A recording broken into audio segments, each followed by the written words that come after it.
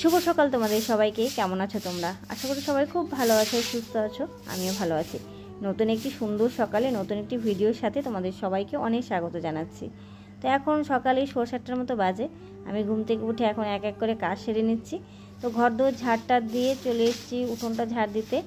আর এই ঘরটার বারান্দার চাল লাগানো হয়নি জন্য জল জমে থাকে, জায়গাটা নিচুও, জল জমে থাকে। তো আমি ঝাড়ু দিয়ে কেটে দিচ্ছি।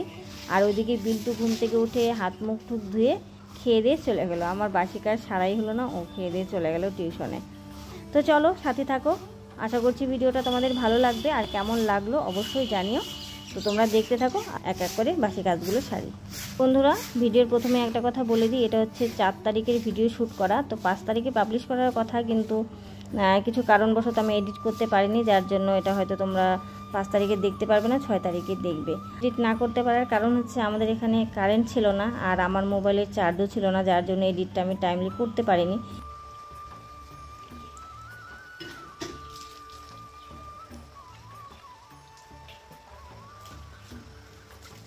সকালে বাসন মাজার ঝামেলা নেই, রাতে মেজে রেখেছিলাম, যার জন্য একটা কাজ কম আমার সকালবেলায়। তবুও কলেপাটটা ধুয়ে দিচ্ছি। রাতে বৃষ্টি হয়েছে, তারপর জুতো টুতো নিয়ে ওঠা হয়, নোংরা হয়ে যায়, তো ওই জন্য ধুয়ে দিলাম। আর এদিকে ঝিরঝির করে বৃষ্টি পড়া শুরু হয়েছে, তো আমি একটা গামছা মাথায় দিয়ে নিয়েছি। আর ওখানে একটা মিষ্টি কুমড়ো গাছ হয়েছে, সেই গাছটা না সুন্দর হয়েছে, কিন্তু ওই দেওয়ালটা টপকে ওই পাশে চলে যাচ্ছিল। তো আমি ওটাকে টেনে টুনে এই পাশে দিলাম, যে মিষ্টি লাউ না খাওয়া গেলেও ডগা পাতা তো খাওয়া যাবে। তো চলো মুখ টুক ধুয়ে ফ্রেশ হয়ে তারপরে আবার আসছি।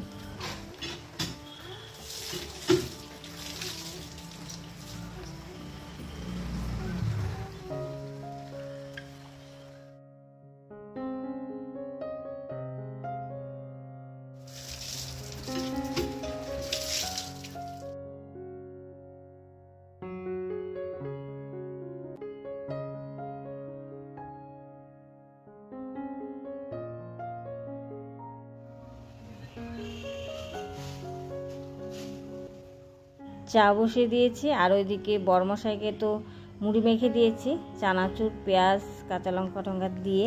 আর বিল্টু তো চলে গেছে টিউশনে। আর মনাই খেয়েছে সকালবেলায় দই দিয়ে চিড়া দিয়ে। ও তো চা খায় না, বিল্টুও খায় না, হঠাৎ মঠাতে খায় আর কি। তো আমরা দুজনেই চা খাবো এখন, মনের খাওয়া হয়ে গেছে। তো চলো, ওই দেখো বরমশাইয়ের 1 গামলা মুড়ি শেষ, কিন্তু মানে ওকে মুড়ি মেখে দিয়ে আমি চাটা বসিয়েছিলাম, এদিকে 1 গামলা মুড়ি শেষ করে দিয়েছে। তো যাই হোক, ও তো এরকমই মুড়ি খায়, খুব মানে প্রচণ্ড মুড়ি খেতে ভালোবাসে।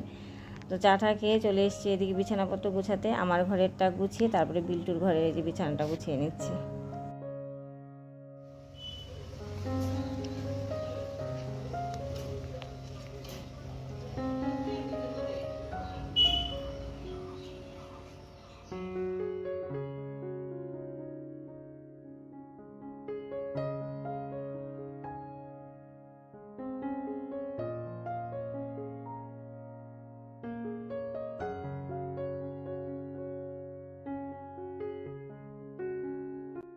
গুড মর্নিং সবাইকে।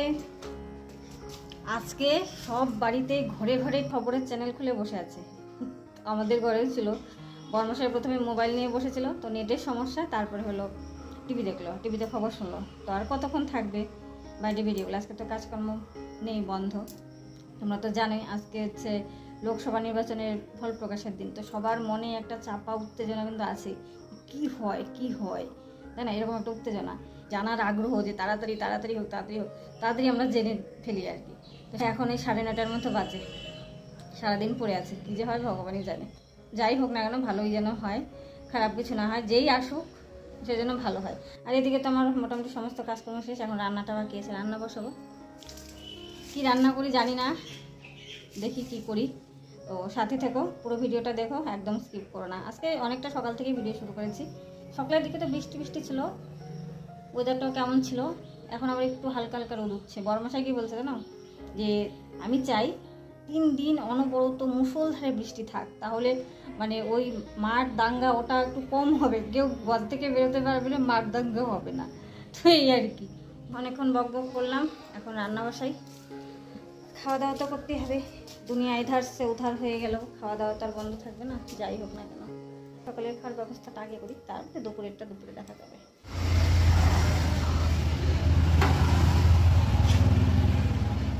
বড়মশাই দড়িটা বেঁধে দিচ্ছে। এখানে দড়ি ছিল আগের জামা কাপড় নাড়ার। তো ওই যে গাড়ি টাড়ি আসে, পাথরের গাড়ি টাড়ি আসলো না, তখন যেটা খুলে রেখেছিল এটা আবার টানিয়ে দিচ্ছে। আর এই দেখো দোকান টোকান সব বন্ধ আছে।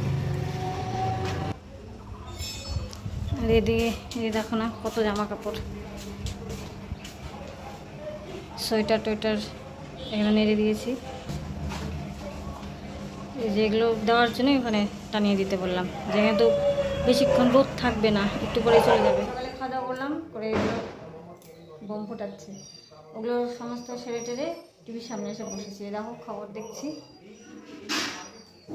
আর চারপাশ দিয়ে সমানে বোম ফোটানো শুরু হয়ে গেছে। মানে এখান থেকে উঠতে ইচ্ছে করছে না, মনে হচ্ছে আজকে রান্নাবাড়ি বাদ দিয়ে এখানে বসে থাকি। বড়মশাই তখন ছিল, খাওয়া দাওয়া করে এই যে কতক্ষণ খবর টবর দেখলো, দেখে এখন বেরিয়ে গেল। মানে সবার সঙ্গে বসে একটু গল্প টল্প করবে, মানে এগুলো নিয়ে কালচার করবে, মোবাইলে দেখবে, ওটা একটা আলাদা মজা না। বাড়িতে তো একা একা ঠিক জমে না ব্যাপারটা, এই জন্য বেরিয়ে গেল।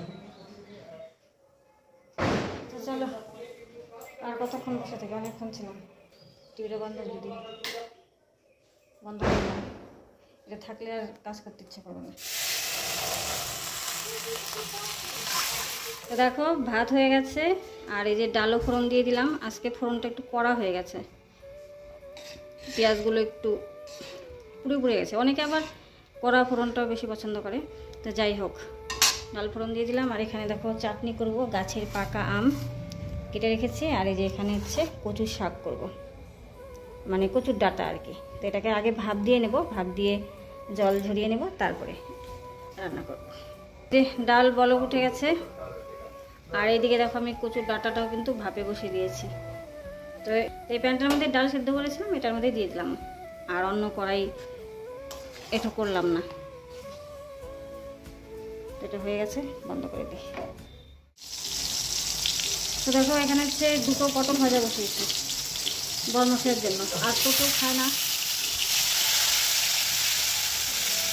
আর এইদিকে দেখো কচু শাকটা কতটুকু হয়ে গেল, আরও কমবে যখন ভালো সেদ্ধ হবে। তো হতে থাক। শাকটাও বসিয়ে দিয়েছি, আর ফোড়নে দিয়েছিলাম পেঁয়াজ আর রসুন আর কাঁচা লঙ্কা। কাঁচা লঙ্কাগুলো যখন যে কচু শাকটা ভাত দিলাম তখন দিয়ে দিয়েছিলাম, একটু চিনিও দিয়েছি, আর লবণ হলুদে দেওয়া হয়ে গেছে।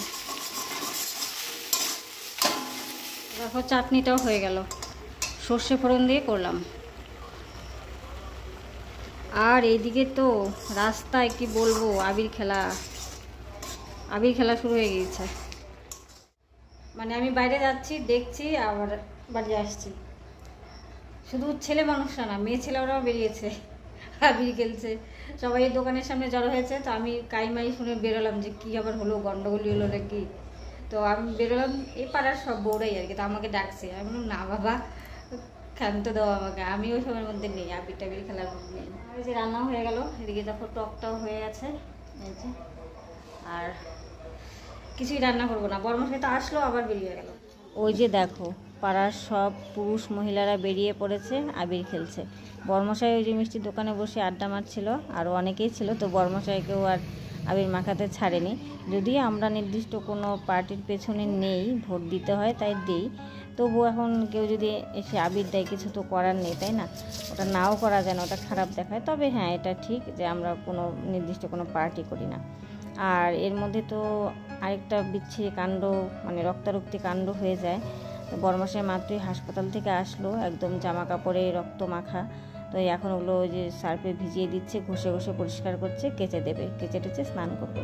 তো কেন হাসপাতালে গিয়েছিল, কী জন্য রক্তারক্তি অবস্থা, সবই বলবো তোমাদেরকে, তো সাথে থাকো।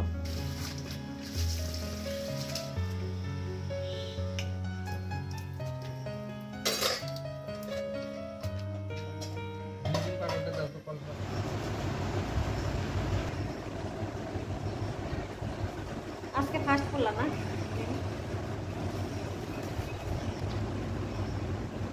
বাড়িতে দিয়ে আসছো?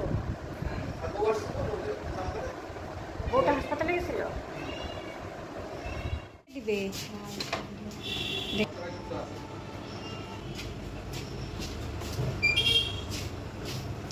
ঠাকুর আনতে যায়, ঠাকুর কালী ঠাকুর।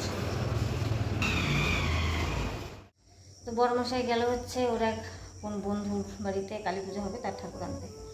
আর তোমাদের তখন তো পুরোপুরি সবটা বলা হয়নি যে বড়মশাই জামা কাপড়ে রক্ত রক্ত মেখে নিয়ে এসছে, তখন ধুয়ে দিল স্নানের আগে।